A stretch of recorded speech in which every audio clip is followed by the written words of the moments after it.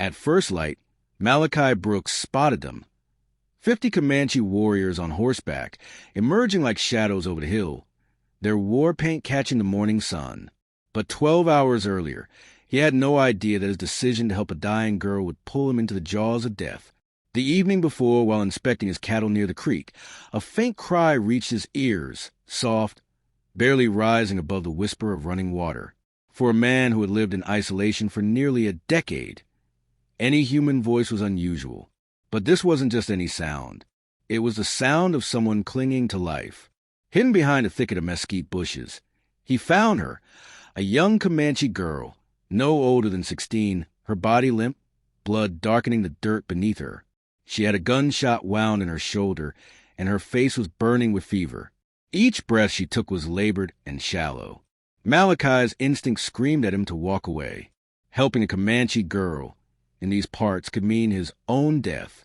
But something in her frail figure, the way her fingers gripped a small wooden pendant, the same way his daughter once clutched her doll when frightened, stopped him cold. Sarah would have been this age had she survived. Malachi crouched beside her, examining the wound. The bullet had passed through clean, but infection had already taken hold. She wouldn't last till morning without help. He glanced around the empty plains, knowing full well he was the only soul for miles who could save her. Against every instinct of self-preservation, he made his choice. Lifting her carefully, he was struck by how light she was, how fragile. Her eyes fluttered open briefly, filled with fear, then shut again as she slipped back into unconsciousness.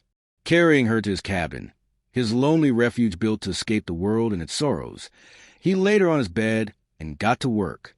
Throughout the night, he cleaned the wound, stitched the torn flesh, and cooled her burning skin with damp cloths, using every bit of knowledge his late wife had once taught him. She drifted between consciousness and fevered dreams, murmuring words in Comanche that he couldn't understand. When dawn broke, her fever finally subsided. She would live. But as Malachi stepped outside to check his horses, his heart clenched. On the horizon, he saw them, a line of mounted warriors, slowly advancing, their weapons gleaming. They had come for her, and now for him.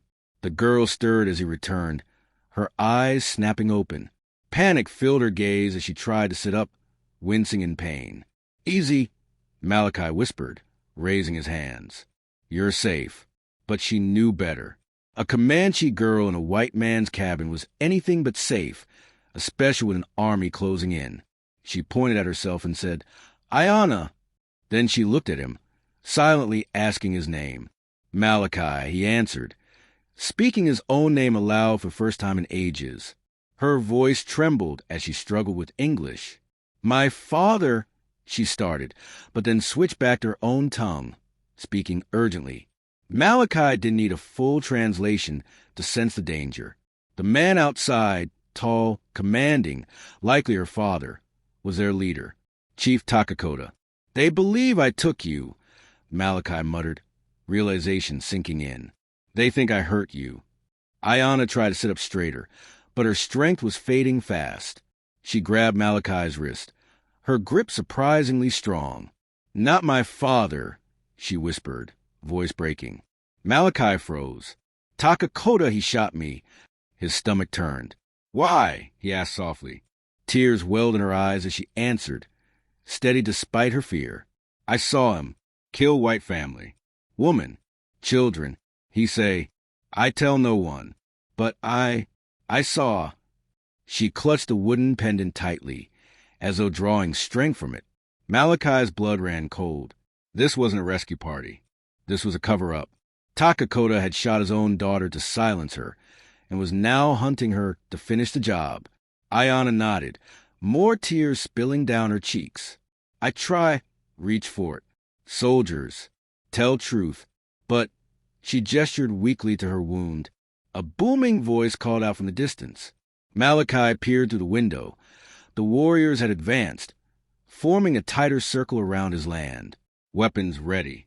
The chief's voice echoed across the open space. "What's he saying?" Malachi asked. Ayana swallowed hard. "1 hour. Bring me out, or they burn everything." 60 minutes. That was all he had to find a way out of an impossible situation. But the real danger wasn't the clock. It was the deeper truth Ayanna was desperate to tell him. Her voice dropped to a whisper. There are more. Not one family. Many. Takakota killed them. Hide bodies. I see too much. Malachi's heart pounded. This was bigger than he'd imagined. Not just one slaughter, but multiple massacres. And she was the only one who knew. The chief outside wasn't just protecting his own daughter. He was protecting the secret of countless murders. Another shout rang out. Horses circled closer. Through the cracks in the shutters, Malachi saw warriors taking positions. At the barn, the well, every escape route cut off. Ayanna struggled to her feet, swaying but determined. I go. Tell them you not hurt me. They'll kill you before you speak a word, Malachi said grimly. And then they'll come for me. Better than both of us die here, she whispered. Her courage struck him, but Malachi knew the truth. This wasn't about one girl's bravery. If Takakota had murdered so many and now wanted to silence them both, surrender meant death for both of them, and maybe for anyone else who learned the truth. Malachi stood by the window, heart racing, mind spinning. They were trapped, and their only chance of survival was slipping away with every beat of the war drums. At the edge of the ravine, 50 Comanche warriors on horseback loomed under the crimson glow of sunrise, their painted faces fierce beneath feathered headdresses. Malachi Brooks stood inside his cabin, his pulse hammering as the full weight of the night's events crashed upon him. Hours earlier, life had been different. Alone, as he'd been for 8 years, Malachi roamed his land at dusk, checking on his cattle near the winding creek. That's when he heard it, a faint whimper, barely carried on the breeze, so soft it could have been mistaken for the rustling grass. In his years of solitude, any human sound was rare. But this wasn't the cry of an animal. This was the desperate sound of someone clinging to life. Following the weak sound, he discovered her, a young Comanche girl, no more than 16, collapsed among the thorny brush. Blood stained her shoulder and pooled beneath her. Her breath labored and shallow, sweat gleaming on her fevered brow. Everything in Malachi's mind screamed at him to turn away. Helping a Comanche girl, especially in these parts, could cost him his life. But as he stared at her fragile body, fingers tightly clutching a small wooden pendant, a memory stirred. His daughter, Sarah, once held her doll the same way when she was frightened. Sarah would have been her age now, had fate been kinder. Malachi knelt beside the girl, examining her wound. The bullet had passed through, but infection had already taken hold. She wouldn't last a night without help. And in these empty lands, there was no one else to help her but him. Against every instinct for survival, he gathered her carefully into his arms, feeling how weightless and fragile she was. Her eyelids fluttered open for an instant, her terrified gaze locking with his before she slipped back into unconsciousness. He carried her to his small cabin, his sanctuary from the world, and placed her on his bed. Throughout the night, Malachi fought for her life. He used every skill his late wife had taught him, cleaning the wound, stitching the torn flesh, fighting the fever with cool cloths and whiskey. She drifted in and out of consciousness, murmuring in Comanche, words he didn't understand. But by dawn the fever broke. She would live. When Malachi stepped outside at first light, his heart froze. In the distance, a line of warriors approached, mounted, armed, and deadly. They were coming for the girl, and for him. Inside, the girl awoke with a start, eyes wide with terror as she attempted to sit up, but collapsed from the pain. Easy, Malachi whispered, raising his hands. You're safe. But even in her weakened state, she knew better. A Comanche girl in a white man's cabin. Nothing about this was safe. She pointed to herself and managed to say, Ayanna. Then she gestured toward him, silently asking his name. Malachi, he replied softly. Her voice trembled as she struggled with English. My father, she began, but quickly switched to her own language, speaking rapidly. Though Malachi couldn't follow her words, her urgency was clear. The man leading the warriors, tall, imposing, had to be her father, Chief Takakota. They think I took you, Malachi said, mostly to himself. They think I've harmed you. Ayanna tried to speak again, her voice barely audible. She grabbed Malachi's wrist tightly, forcing him to listen. "Not my father," she whispered with trembling voice. "Takakota, he shoot me." Malachi's blood ran cold. "Why?" he asked softly. Her eyes welled with tears, but her words were steady. "I saw. He kill white family. Woman, children, he say. I tell no one. But I see." Her fingers gripped the wooden pendant tighter. This wasn't rescue. This was a cover-up. Takakota had tried to silence his own daughter and was now here to finish the job. Ayana nodded, tears rolling down her cheeks. "I try reach for it. Tell soldiers. But—" She gestured weakly at her shoulder. A commanding voice thundered from outside in Comanche. Malachi peered out the window. The warriors had drawn closer, tightening their circle. The booming voice echoed again, more impatient. "What's he saying?" Malachi asked. Ayana swallowed. "1 hour. Bring me out, or they burn everything." He had 1 hour to find a way out. But even that wasn't the worst of it. "There's more," Ayana whispered, her voice shaking. "Families, not just one. Many. He killed many." Malachi's heart pounded harder. This was larger than anything he imagined. Multiple massacres, covered up, and Ayana was the only witness alive. The voice outside called again, this time in broken English. "White man, Chief Takakota want talk. You come out. Bring girl. We no hurt you." Malachi almost laughed at the absurd promise of safety, while 50 armed men surrounded them. But something in the young warrior's tone caught his attention. Uncertainty, perhaps even doubt. "That Koshi," Ayana whispered. "He good man. He not know what Takakota do." A desperate idea began to form. Dangerous. Risky. But perhaps their only chance. How many of them know the truth? Malachi asked. "Just Takakota. Maybe 1 or 2 others. The rest, they believe he protect our people." That was it. If most of the warriors didn't know, maybe they could be turned. If they learned the truth. But how? Malachi reached for his rifle, checking the chamber. 6 bullets. Useless against 50. "What you do?" Ayana asked, fear creeping back into her voice. "Something foolish," Malachi replied, hand resting on the door. "But maybe foolish enough to work." "No!" She grabbed his arm. "They kill you." He looked at her, brave, wounded, still trying to protect him. She reminded him too much of Sarah, his daughter, lost years ago. He wouldn't fail again. "Listen to me," he said firmly. "I'll tell them everything. If they believe me, good. If not," he checked his rifle once more. "We make our stand here." Ayana hesitated, then whispered, "There's something else I not tell." The weight in her voice made his blood turn to ice. The families, they had children, little ones. Takakota say soldiers killed them. But I saw. He killed them. Himself. Malachi's knees weakened. Children. Takakota hadn't only murdered settlers. He slaughtered innocent children and blamed soldiers, fueling more bloodshed. "How many?" Malachi whispered, his voice raw. 3. 2 boys, 1 girl. Girl, 6 years old. She cried for her mama. The horror of it all made Malachi's stomach churn. Outside, the warriors grew restless. Horses shifted. Voices rose. "He keeps the scalps," Ayana continued, words pouring out. "Hidden in his lodge." He showed warriors. "Say proof soldiers kill our people. But I know truth." Malachi's rage simmered. Those warriors weren't evil men. They were victims of lies, twisted by grief and manipulated by Takakota. "If I could show them," Malachi started. "They never believe white man over their chief," Ayana said hopelessly. "Not me," Malachi answered, voice steady. "You." Ayana stared at him, eyes wide. "I am weak. Just a girl. They'll listen if you show them proof." He glanced at the pendant clutched in her hand. "That belonged to one of the children, didn't it?" Her face turned pale. "How you know?"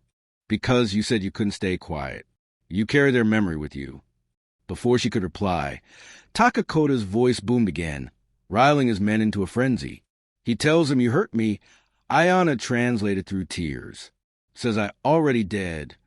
The war cries erupted, 50 voices roaring in rage. Malachi turned to her. Can you ride? She tested her shoulder, wincing. Little bit. Good. We're not going out there to talk.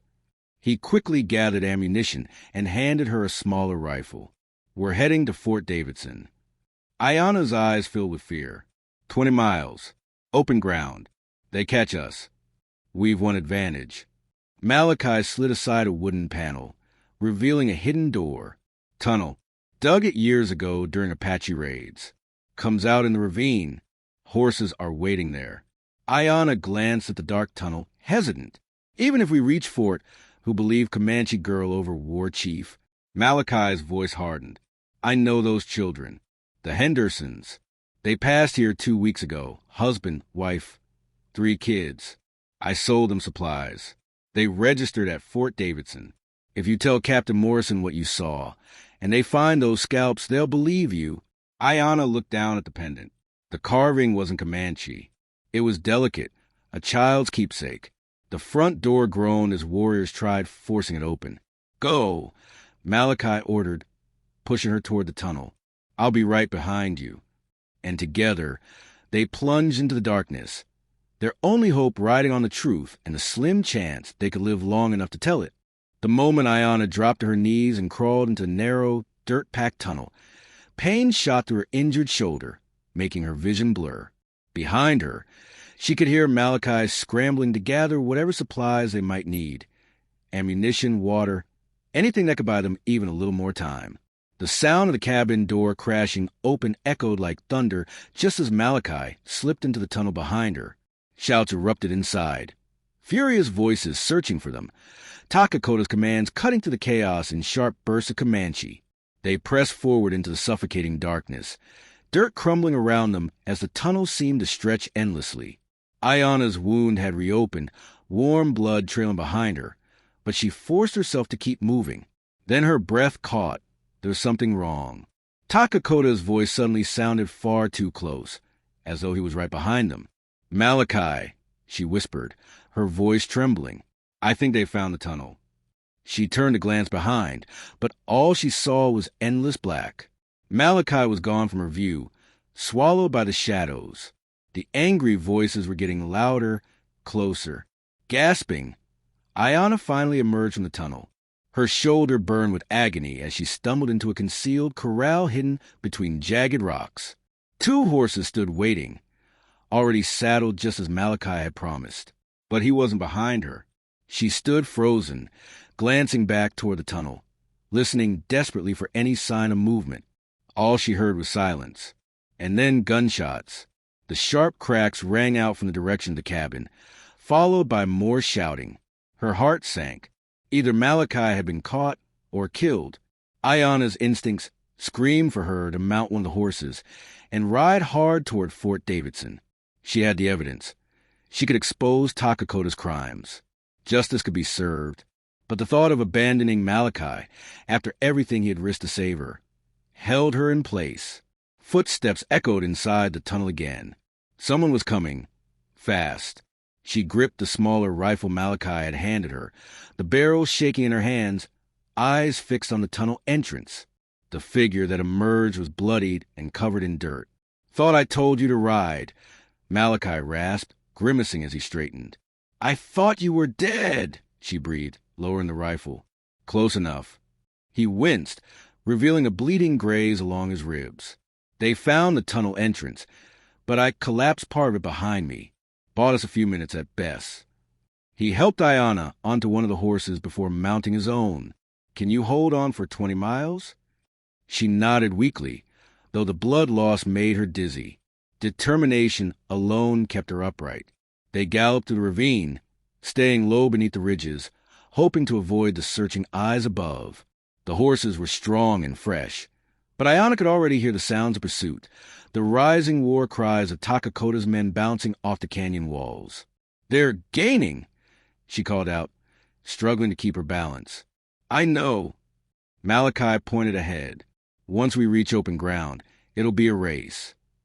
The ravine spilled into an open plain, endless grassland stretching before them beneath the harsh morning sun. Behind them, Comanche riders burst from the canyon, spreading wide to block any path of escape. "Faster!" Malachi shouted, though their horses were already running flat out. That's when Ayanna spotted it, a dust cloud ahead, drawing closer. At first, her stomach sank, fearing more enemies, but then Malachi's voice broke with unexpected hope. "Blue uniforms," he yelled. "Cavalry." A patrol of a dozen soldiers rode toward them in formation, led by a hardened officer. As soon as the patrol spotted the pair fleeing with the Comanche in pursuit, the soldiers quickly formed a defensive line, rifles ready. "Don't fire," Malachi shouted as they approached. "We need help, not a fight." The officer, Captain Morrison, raised his hand, signaling his men to hold their fire. "Identify yourselves." "This girl has information about the Henderson murders," Malachi called, steadying Ayanna in the saddle. "She's the only witness, war crimes, Captain." The war party behind them slowed roughly 200 yards away, reluctant to attack a fully armed cavalry. Takakota sat among them, glaring, his face twisted in fury as his prize slipped from his grasp. At the mention of the Hendersons, Captain Morrison's face darkened. "Sergeant, defensive formation. Get the medic." He urged his horse forward. "The Hendersons were friends of mine." "What do you know?" Ayanna's voice wavered, but was clear. "Takakota, he killed them. I saw." Morrison's expression hardened. "That's a grave accusation." "She has proof," Malachi said, pointing to the pendant around Ayanna's neck. "That belonged to one of the Henderson children." Morrison examined the small carving, his face darkening. "Emily Henderson showed me this when they passed through the fort. Her grandmother made it." He looked back to Ayanna. "You're telling me Takakota slaughtered that family?" "Yes, and others. He hides the scalps in his lodge to deceive his warriors, makes them believe soldiers did it." A young Comanche rider approached carefully. Ayanna recognized him. "Koshi." He rode slowly, hands open, signaling peace. "My chief says the white man stole our medicine woman's daughter." Koshi said in careful English. "Says he hurt her." Morrison glanced between the two. "Is that true, miss?" "No," Ayanna said firmly. "He saved me. Takakota shot me when I tried to speak the truth." Koshi's face paled. He spoke rapidly in Comanche with Ayanna, responding just as quickly. Morrison watched closely as the young warrior's face shifted, from confusion to horror, then anger. "What's she telling him?" Morrison asked Malachi. "The truth about Takakota," Malachi answered quietly. Koshi wheeled his horse and rode back to the war party.